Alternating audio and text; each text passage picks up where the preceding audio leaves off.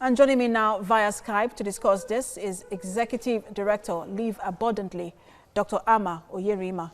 Good to have you join us, Dr. Amma. Now, where would you say we are now as a country in terms of efforts to eradicate this menace? Can you repeat that question, please? Where would you say we are as a country in terms of our efforts to eradicate human trafficking? Well, there's much room for work to be done to eradicate human trafficking. First of all, we have to admit that it exists.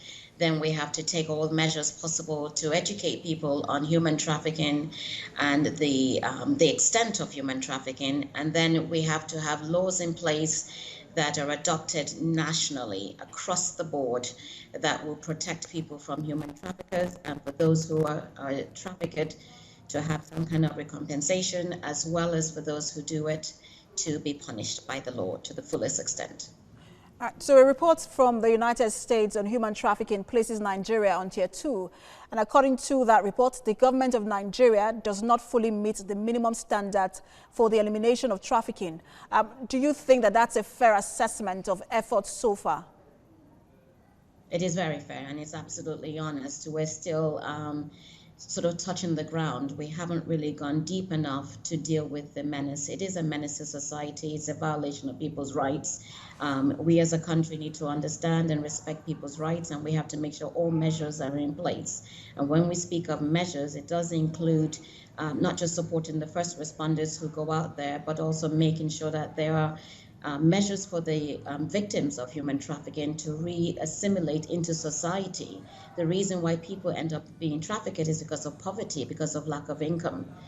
So when you put those in place, then you know that you can have a society where the citizens belong and the citizens have the benefits of being part of this country. There's education, there's work, there's a way to improve your livelihood and to improve your life. And we also have to obey the law. There are lots of laws in Nigeria, but we're not adhering to them.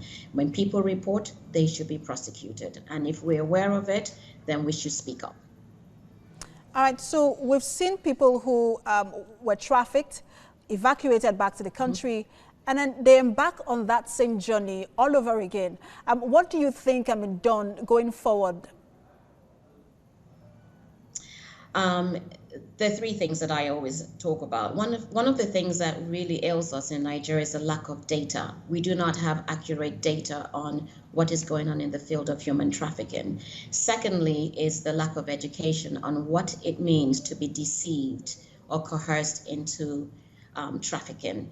When people understand that somebody, just telling you that there's a better life somewhere and you should come along and be a teacher of English, but you don't have the qualifications to be an English teacher, you should know that there's an alarm bell going on in your head. If you don't have a passport, how are you able to travel out of the country? You should be concerned about that. But I also think that as a country, we need to think about putting in social structures. Social structures mean that when people are in hardship, they have things that can be done to remedy that situation.